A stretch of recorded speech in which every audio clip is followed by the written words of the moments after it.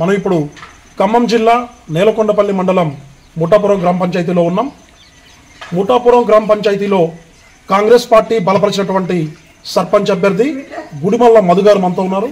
ఒకసారి మనం మధుగారితో మాట్లాడి ఎన్నికల యొక్క ప్రచార సరళి గురించి మనం మాట్లాడదాం. సార్ నమస్తే సార్. సార్ చెప్పండి, ప్రచారం ఎలా నడుస్తుంది? ప్రచారం చాలా జోరు నడుస్తుంది. నాకు మా గ్రామంలో మంచి ఆదాయం లభించింది. నాకు ఎస్సీ సామాజిక వర్గం ఎస్టీ సామాజిక వర్గం నాకు మంచి అండగా ఉన్నారు. ఆ కుటుంబాలకి నేను గతంలో ఏ పార్టీ మారినా ఆ కుటుంబాల పట్ల సేవాభావంతో పనిచేసిన అదే దృక్పథంలో మళ్ళీ ముందుకెళ్తున్నా. ఈరోజు మన రాష్ట్ర రెవెన్యూ శాఖ మంత్రి పొంగులేటి శ్రీనివాసరెడ్డి ఆధ్వర్యంలో చాలా అభివృద్ధి కార్యక్రమాలు తీసుకోవడం జరిగింది. గడిచిన 2 ఏళ్ల కాలంలో మేము 78 లక్షలతో గ్రామాల్లో సీసీ రోడ్లు మంజూరు చేసి అవి ప్రతి బజార్కి మారుమూల గ్రామ బజారులో పోసి ఈరోజు మేము అభివృద్ధిని నిరూపించుకోవడం జరిగింది. అంతేకాకుండా గ్రామంలో రేషన్ కార్డు 60 నుంచి 70 మందికి రేషన్ కార్డు ఇప్పటి జరిగింది. మా గ్రామం ఎస్సీ ఎస్టీ సామాజిక వర్గం ఎక్కువ ఉందని సారు మమ్మల్ని దృష్టిలో పెట్టుకుని 30 ఇందిరాలను మంజూరు చేస్తే అవి మొత్తం ఈరోజు స్లాబ్ లెవెల్కి వచ్చి మొత్తం ఫినిషింగ్ దశలో ఉండి మొత్తం బిల్లు ఇవ్వడం జరిగింది. అంతేకాకుండా రేపు భవిష్యత్తులో కూడా సారు మళ్ళీ గ్రామ పంచాయతీ గెలిపించుకొని వస్తే ఇంకా 100 ఇళ్ళు ఇస్తారని నాకు పూర్తి భరోసా ఇవ్వడం జరిగింది.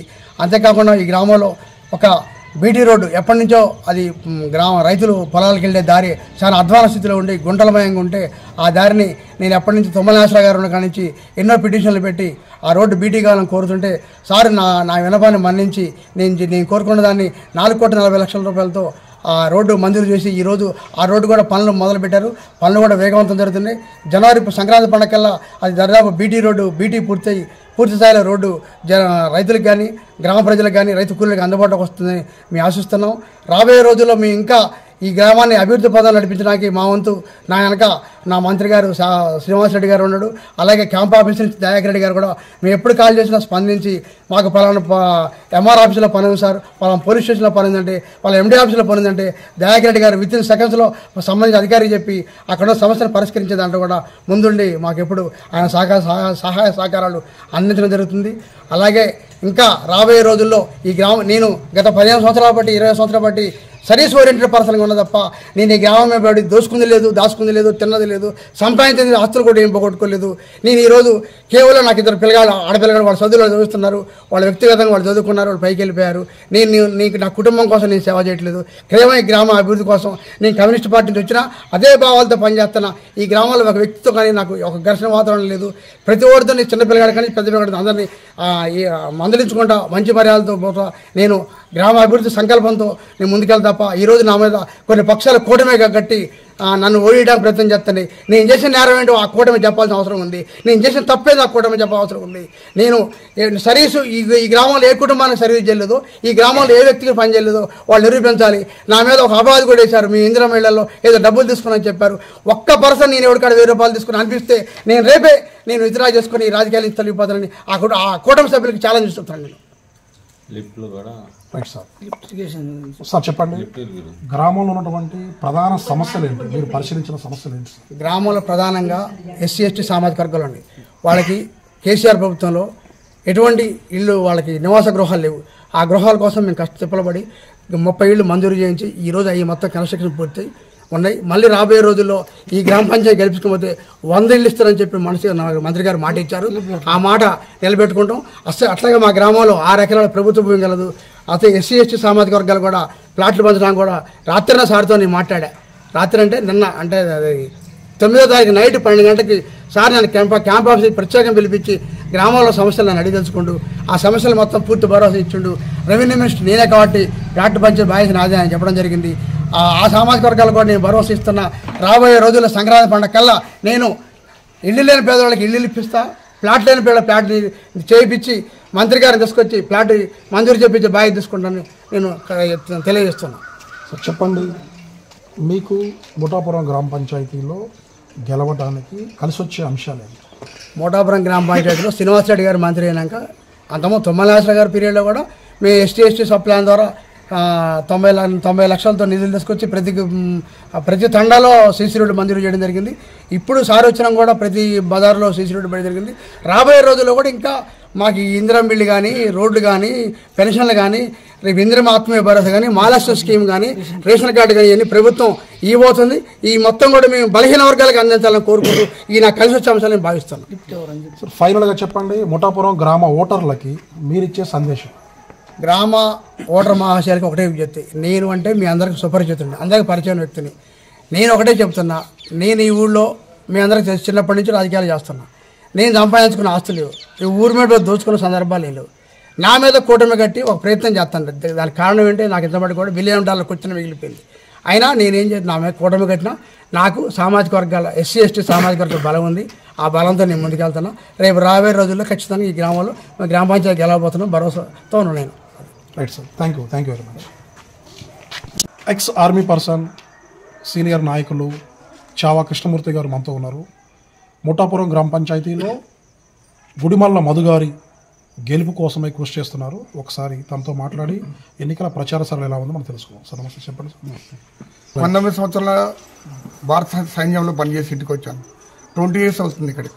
ఏనాడు కూడా ఈ గ్రామానికి గత 3 సంవత్సరాలు నేను చాలామందికి దాన సంస్కారాలు నేను ఈ గ్రామంలోనే దరిదాపు 150 మంది వరకు దాన సంస్కారాల నిమిత్తం ఒకరికి నేను ప్రతి కుటుంబానికి కూడా గరీబ్ బీదవాళ్ళు ఎవరికి వ్యవసాయ భూమి లేదో లేక ఆర్థికంగా బాగా చిత్తుకున్నారో వాళ్ళకి నా వంతు సహాయత చేస్తూ 6,000 రూపాయలు వాళ్ళకి అదే స్పాట్లో అదే రోజు కూడా నేను ఈ ఊరు పంపించాను.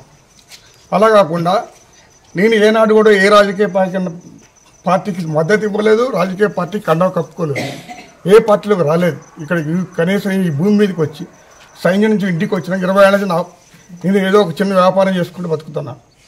కానీ ఈరోజు ఏంటంటే మొత్తం ఊరు మొత్తం ఏకం చేసే ఓ నాయకుడు, ఇక్కడ ఒక CPI నాయకుడు ఊరు మొత్తాన్ని గ్రామాన్ని ఏకం చేసి అతను మధుగారు ఏ తప్పు చేశాడు, ఎన్ని కోట్ల ఆస్తి సంపాదించాడు ఈ రాజకీయంలో నా చిన్నప్పటి నుంచి చూస్తున్నది.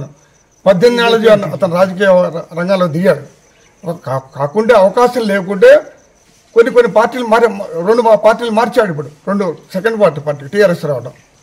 కానీ ఈ ఊళ్ళో ఇంత ఐక్యమై ఊరు మొత్తం 6 పార్టీలు చేరాయి ఇక్కడ. BJP, CPM, CPI, TRS, TDP, BJP, so including 6 పార్టీలు కలిసి ఇంత దారుణంగా ఒక మంచి గ్రామంలో 24 గ్రామంలో ఉండేవాడు వ్యవసాయం చేసుకుంటూ తనకున్న 4 ఎకరాల భూమి చేసుకుంటూ కూడా బల్లామూర్చం కాగితాలు రాసుకోడు, అందరితో మంచితనం ఉండేటోడు.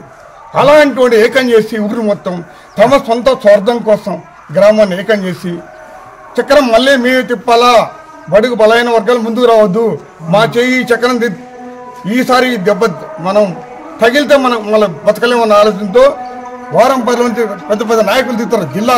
జిల్లా నాయకులు కానీ సహా నియోజకవర్గ నాయకులతో సహా ఎమ్మెల్యేకి పోటీ చేసినప్పుడు ఇక్కడ ఈ గ్రామంలో తిరుగుతారు. ఏనాడు ఊరు వార్డు నెంబర్ గెలవలే. మేము ఏకంగా సొసైటీ ఏకంగా వాళ్ళే ఎనామస్ చేసుకున్నారు, వాళ్ళే చేసుకున్నారు. సొసైటీ కౌన్సిలర్ కానీ ఏదని వాళ్ళే చేసుకున్నారు. దానికి మనం అభ్యంతరం పెట్టలేదు. సరే, ఆ టైంలో వాళ్ళ అవ్వ జరుగుతుంది, ఓకే. తర్వాత ఇప్పుడు ఇతన్ని ఒంటరిగా చేసి ఇన్ని 6 పార్టీలు ఏకంగా ఆటం ఎక్కడ నేను చూడలే. బీజేపీ కలుస్తుందా ఎప్పుడైనా? CPMలో కానీ CPIలో బీజేపీ కలుస్తుందా? కేంద్రంలో కలవలేదు. ఇవాళ ఆ స్థితికి ఎందుకు వచ్చింది? మది ఎలా నా మేనల్డ్ అవుతారు. మది ఏం ద్రోహం చేస్తాడు ఈ ఊరికి? ఈ ఊరి గ్రామ ప్రజలు ఒక్కళ్ళు తండగా మీరు ST కాలనీ వెళ్ళండి, అక్కడ మధు గారు ఏం చేశారు ఒక్కళ్ళని చెప్పండి మీరు. అందువల్ల నాలో విరక్తి పుట్టి నేను పార్టీ కండవ కట్టుకోకుండా ఒక మామూలు కవలు వేసుకొని తిరుగుతాను కదా 1 వీక్ నుంచి. ఎందుకు ఇంత అన్యాయాలు? మధు ఏం చేస్తాడు? దోపిడితనం చేస్తున్నా, దొంగతనం చేసిందా, కోట్ల ఆస్తులు సంపాదించిందా అని నాకు విరక్తి పుట్టిందండి. ఏనాడు కూడా ఈ పార్టీ జెండా కూడా ఈ ఊళ్ళో రాలేదు. నేను చిన్నగా లైట్ నాకు వ్యవసాయం కొంచెం చూసుకుంటా, నా వ్యాపారాన్ని నేను చూసుకుంటా. ఇలా అతను ఒంటరి చేస్తున్న నాకు కోపోద్రేకంతో నేను ఇవాళ మధు కోసం కుడి భుజంగా నిలవాల్సి వచ్చింది. సిపిఎంలో ఉన్నాం మేము గట్టిగా. నాకు ఎంపీటీసీ గెలిపించిండు మధు గారు. తర్వాత TRS రాయమంటే నేను సిపిఎంలో అట్నే ఉన్నా. సరే TRS రాదు పోలే. మన శ్రీనివాసరెడ్డి గారితో కాంగ్రెస్లో పోయినాం మేము. చేసిండు ఆయన మంచిగా. ఎందుకంటే మోటాపురానికి 30 ఇల్లు ఇప్పించిండు, 60 లక్షల రోడ్డు ఇప్పించిండు. ఏది మధు గారు ఇట్లా కాంగ్రెస్ పార్టీలో ఏది 4,52,00,000 6 లక్షలు అటు పెట్టి ఏది road ring road BT road ఇవ్వాలి అవుతుంది. ఇలా మొత్తం ఇలా మనం ఏం చేసిందంటే ఇలా శ్రీనివాసరెడ్డి గారు మంత్రి గారు అయిన తర్వాత మంచి పనులు చేసిండ్రు ముఠాపురానికి. సరే ఆయనకి టికెట్ మధు గారికే మేము సర్పంచ్ అని అనుకున్నాం. అవతల అందరూ ఏం చేశారు, CPM, CPI, BJP, TRS, Telugu Desam మొత్తం యాపైంది. ఈయనకి ఎట్ట ఓడియాలి, ఎట్ట దొక్కాలని మేమైతే బాగా సపోర్ట్ చేస్తున్నాం మధు గారికి. ఎందుకంటే మధు గారికి వెళ్తే మాకైతే ఇల్లు మొన్న ఊళ్ళోనే మంచిండు ఈయన. మాకు కూడా ఇల్లు కావాలి. బాజీ హనుమంతరావు ఇచ్చినప్పుడు సిపిఎంలో ఉన్నప్పుడు బాజీ హనుమంతరావు ఇచ్చింది ఇల్లే గుర్తుంది మాకు. అట్టే ఉన్నాం, నిలబడే ఉన్నాం. ఎందుకంటే మనం పోయిన ఇతలో 30 ఇల్లు ఇచ్చినాం, 2 ఇతలు ఇల్లు ఇస్తామండి. అట్నే ఆగినాం. ఈయనకి ఎందుకు మొత్తం కంచు కట్టిరు ఓడిస్తామని. అయితే మేము కూడా గట్టిగానే ఉన్నాం. ఎందుకంటే మధు గారు ఇక్కడ సర్పంచ్ కావాలి. ఇప్పుడు రామారావు గారు ఉండు, ఆయన ఎగ్జామ్ చేసుకుండు సిపిఎం పార్టీ, కానీ ఆయన ఏడికి మెట్టు దొక్కుతారని అయితే ఇక్కడ ఈ పంచాయతీ ఆఫీసు లేదంటే మండల ఆఫీసు. ఇవాళ దేకారెడ్డి గారు కానీ లేదంటే శ్రీనివాసరెడ్డి గారు పోతారండి మంత్రి గారికి. దానికోసం మేము గట్టి పట్టు చేస్తున్నాం. ఇప్పుడు మేము కాంగ్రెస్ పార్టీలోనే ఉన్నాం. ఆ రోజు కందాల ఉపేంద్రెడ్డి గారిని గెలిపించుకుంది కూడా మేము. ఆ తర్వాత బీఆర్ఎస్ నుంచి కాంగ్రెస్ పార్టీలోకి చేరిన గుడిమల్ల మధు గారు. ఆ మధు గారు చేరేటప్పటి నుంచి కూడా ఊరు మొత్తాన్ని ఎస్సీ వాళ్ళందరినీ కూడా కాంగ్రెస్ పార్టీలో చేర్పించి చాలా కృషి చేసిండు. ఆ రోజు మినిస్టర్ గారు 10 ఇల్లు ఇచ్చిండు ముఠాపురానికి. ఇందిరమ్మ ఇల్లు 10 ఇస్తే నేను మధు గారు ఇద్దరం కలిసి హైదరాబాద్ పోయి, అన్న మరి మా ఊరికి 10 ఇల్లు ఇస్తారు, మాకు 10 ఇల్లు చాలు, మా దగ్గర ఎస్సీ సామాజిక వర్గం చెందిన మామూలు కూలీలు ఉన్నారు, మాకు ఒక 50 ఇల్లు కావాలని చెప్తే ఎమ్మటే ఆయన స్పందించి 50 ఇల్లు లేకని మధు పేరు పెట్టి మధు అని పిలిచి 30 ఇల్లు మంజూరు చేశారు. ఆ 30 ఇళ్లను కూడా ఇందిరమ్మ కమిటీని సెలెక్ట్ చేసి మా ఇందిరమ్మ కమిటీ ద్వారా నిరుపేదలకి, కట్టిక దరిద్రులకి ఇప్పుడు ఇచ్చిన ఇల్లు కూడా ఇవ్వడం జరిగింది.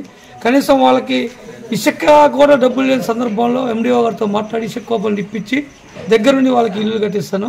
ఏదో మేము ఇందిరమ్మ ఇళ్ళకి డబ్బులు తీసుకున్నాం అని చెప్పని కొంతమంది ఈ ఊళ్ళో వాళ్ళకి ఉనికి కోల్పోతారు. ఇప్పుడు కాంగ్రెస్ పార్టీ అధికారంలోకి వచ్చిన తర్వాత మధు గారు నేను ఇద్దరం కలిసి చేస్తున్న సంక్షేమ పథకాలు అంతా ఇంత కాదు. మా వెనకాల పొంగిరెడ్డి శ్రీనివాసరెడ్డి గారు ఉన్నారు. రేషన్ కార్డులు కానివ్వండి, మొన్న జరిగినటువంటి ఇందిరమ్మ ఇల్లు కానివ్వండి, ఏదో లిఫ్ట్ ఇరిగేషన్ 2 లిఫ్ట్లు ఉన్నాయి మూటాపురానికి. అది ఎప్పటి నుంచో ఉన్నాయి. అది ఇప్పుడున్న మహాకూటమి నాయకులు ఒకడొకేడు ఆ లెక్కలు చెప్పకుండా మొత్తం దోపిడీ చేశారు. ఆ మోటార్లన్నీ ఇదైతే ఒక్కొక్క లిఫ్ట్కి 12 లక్షల రూపాయలు చొప్పున 25 లక్షల రూపాయలు లిఫ్ట్ను బాగు చేయించిన ఘనత అది మన గుడిమల్ల మధు గారు, శ్రీనివాసరెడ్డి గారిది కాదు. ఈ గుడిమల్ల మధు గారు పోయి ఆయన చెప్పబట్టి ఆయన డిఈ గారికి, మన్మధరావు గారు, ఏఈ గారు, నరేష్ గారికి చెప్పి తీసుకొచ్చి చేయించిన బాధ్యత ఘనత మన మధు గారిది. అదేవిధంగా గుడిమల్ల మధు గారు అనే అతను ఏ చిన్న పిల్లగాడు వచ్చినా ఎవడొచ్చినా ఫర్ ఎగ్జాంపుల్ పోలీస్ స్టేషన్కి పోయేటప్పుడు నువ్వు పెట్రోల్ కూడా డబ్బులు తీసుకునే వ్యక్తి గుడిమల్ల మధు గారు. వాళ్ళు ఏంటంటే ఇప్పుడు వాళ్ళు డ్రైవర్తో పోయారు ఖమ్మం, కోట్లు సంపాదించారు, ఊళ్ళో ఉనికి గోలిపోతున్నాం అని చెప్పి ఈ పార్టీలందరినీ ఏకం చేశారు. ఈ ఏ ఏకమైనా కానీ మా వెనకాల పొంగిలేటుండో, మా వెనకాల ఎస్సీ సోదరులు, మా వెనకాల నిరుపేదలు ఉన్నారు. ఇప్పుడు ఇది ధనికులకను పేదవాడికి జరిగే యుద్ధం. ఇది గుడిమల్ల మధు గారు కాదు ఇక్కడ నిలబడ్డది. ఈ ఎస్సీ సోదరులు వాళ్ళే ఆలోచించుకోవాలి. రేషన్ కార్డు కనీసం ఒక 75 కార్డులు కొట్టేయడం జరిగింది. వాళ్ళకు కూడా మనం సన్నబియ్యం ఇవ్వడం జరిగింది. ఇంకా నిరంతర ప్రక్రియ. శ్రీనివాసరెడ్డి గారికి రాత్రి పొంగిరెడ్డి గారు 12 ఫోన్ చెప్తే శ్రీనాథ్ వెళ్ళాడు, అన్న మా ఊర్లో 6 ఎకరాల భూమి ఉంది, నిరుపేదలకు కావాలి, ఒక్కొక్క ఇంట్లో 3 పంపుతున్నారు, వాళ్ళకి ఇళ్ళ ప్లాట్లు కావాలి, ఇల్లు కావాలని చెప్తే 120 గజాల లెక్క నువ్వు గెలవంగానే ఫస్ట్ ఇచ్చేది నువ్వు ఉగాది పండుగకి ముగ్గులు పోసుకునే బాధ్యత నేను తీసుకుంటాం, అది నీకెందుకు నువ్వు అభయమని చెప్పారు. ఇంకా ఏది కావాలన్నా మన దయాకరెడ్డి గారు నిర్నిత్యం, దయాకరెడ్డి గారు ప్రధాన అనుచరుడు, ముఠాపురం గ్రామానికి ప్రధాన అనుచరుడు గుడిమల్ల మధు గారు. ఈయన ఏ పని చెప్పినా చేస్తాడు. ఇంకా మేము ప్రచారానికి పోతుంటే మాకు ఇందిరమ్మ ఇల్లు కావాలి, మాకు రేషన్ కార్డులు కావాలి, మా పంచాయతీ చేయాలి, వాళ్ళు చేయట్లేదు అని చెప్పి అవతల లేదంటే డబ్బులు ప్యాచి. ఇప్పుడు మా కూటమి కట్టిన వాళ్ళలో ఒక 10,000 రూపాయలు డబ్బులు ఇరా, నేను పంచాయతీ చేస్తానని చెప్పి ఎస్ఐ గారు ఒక 20,000 అడిగిండు, నీకు 10,000 ఇస్తానని చెప్పి తీసుకొని జేబులో పెట్టుకుని రాకు. ఆ రకంగా అది గుడిమల్ల మధు గారు. ఇప్పుడు ఇంకో రాత్రి మేము మంత్రి గారితో మాట తీసుకున్నాం, మరొక 60 ఇల్లు ఇప్పుడు ఉగాది పండుగ రోజు ముగ్గులు పోసే కార్యక్రమం. ఇది మధు గారు కత్తెర గుర్తు మీద ఓటేసి అందరూ మధు గారిని గెలిపిస్తేనే ఈ ఊరికి సంక్షేమ పథకాలు వస్తాయి, ఇల్లు అయినా ఏదైనా వస్తాయి. లేకపోతే ఈ ఊరిని మధు నీ ఊర్లో నేను ఓట్లు వేయలేదు, నేను గెలిపించలేదు కదా, నీ ఊరికి ఎట్ట ఇవ్వమంటావు వీళ్ళని చెప్పని మంత్రి గారు మమ్మల్ని అక్కడ మేము పోయి అడగైతే కాదు. కనుక ముఠాపురం గ్రామ ఎస్సీ సోదరులే మాకు మెయిన్. ఊళ్ళో జనరల్ వాళ్ళు కూడా ఉన్నారు. మేము సీఎం రిలీఫ్ ఫండ్ దరిదాపు ముఠాపురంలో 720 మందికి సీఎం రిలీఫ్ ఫండ్ ఇప్పించిన ఘనత మన గుడిమల్ల మధు గారిది. ఇలాంటివన్నీ ఓడగొట్టుకుంటే మళ్ళీ ఆ ధనికుల చేతుల్లోకి ఊరు పోద్ది. ఊరు సంకనాకిపోతే నాశనం అయిపోతారు. కాబట్టి మీరందరూ కూడా కత్తెర గుర్తుకు ఓటేసి గుడిమల్ల మధు గారిని అఖండ మెజార్టీతో గెలిపించాలని కోరుకుంటున్నాను. టీడీజేసీ గ్రామ అధ్యక్షుడిని. నేను ఇప్పుడు సర్పంచ్ ఎలక్షన్ నామినేషన్ చేసిన కాడ నుంచి దాదాపు ఎవరైనా వస్తారేమో, మా సపోర్ట్ ఏమైనా కావాలేమో అని ఎదురు చూస్తూ ఉన్న ఇన్ని రోజులు, కానీ ఎవరు రాలేదు. మదయ్య గారు ఒకళ్ళే, రామారావు మీ సపోర్ట్ మాకు కావాలా, వికలాంగులది, మీరు వికలాంగులు ఉన్నారు కదా, మీకు సపోర్ట్ మేము చేస్తాం, మీకు అథారిటీ ఉంటాం, మీకు ఏది కావాలని చేస్తాం అని మాతో చెప్పడంతోనే మా అధ్యక్షుడు మా సంఘ మా తోటి వికలాంగులకి ఏదైనా సాయం చేయాలా, ఒక సంక్షేమం రావాలా, ఒక బాధ్యత రావాలా, అవన్నీ చేయాలంటే ఒక మదయ్య గారే ఒకటే మనం చెప్పినట్టు వినగలుగుతాం. వేరే వాళ్ళు మాత్రం చెప్పినట్టు అసలు మమ్మల్ని పట్టించుకునే నాదుడే లేవు. అసలు వికలాంగులు ఎవరనేది ఎవడికి తెలియదు. ఇంతవరకు ఒక్క సంక్షేమం రాలేదు, ఒక పదవి రాలేదు, ఏది రాలేదు. ఒక మదయ్య గారు మాత్రం మమ్మల్ని గుర్తించింది. వికలాంగులు ఉన్నారు, వీళ్ళకి మేలు చేయాలా ఒక ఉద్దేశం అనే ఆలోచనతో ఏర్పడి, రామారావు నువ్వు రా, మీకు ఏది కావాలన్నా చేస్తాం, ఏదైనా చేస్తాం, మీ సపోర్ట్ ఉంటా, ఎప్పటికీ ఉంటా అంటే అంతకుముందు కూడా నాకు సపోర్టే ఉండు. ఒకళ్ళకి సీఎం రిలీఫ్ ఫండ్ కావాలంటే ఫోన్ చేస్తే ఫోన్లోనే పని చేయించింది. నేను ఇంటికాడనే ఉన్నా, నేను పోలే, ఫోనే చేసిన, ఒక్క ఫోన్తోనే పని చేసేసిన. అట్లాంటి మనిషి నేను ఎప్పుడు ఇంతవరకు ఫస్ట్ నుంచి ఉన్నా, ఎప్పటికీ నేను పిలిచినప్పుడు ఎప్పుడు కాదాలి, అంత గొప్ప మనిషి. కాబట్టి అతనికి మన సపోర్ట్ ఇచ్చి అతని అట్లాంటి మంచి మనిషిని మన దగ్గర ఉంచుకొని గెలిపించి ఒక ఆయన విజయాన్ని సాధించేటట్టు చేసి మనకు కావాల్సిన పని కూడా మనం చేయించుకొని మనం ఒక గ్రామాన్ని అభివృద్ధి చేసుకోవాలని నా కోరిక, అదే నా ఆకాంక్ష. Thank you very much.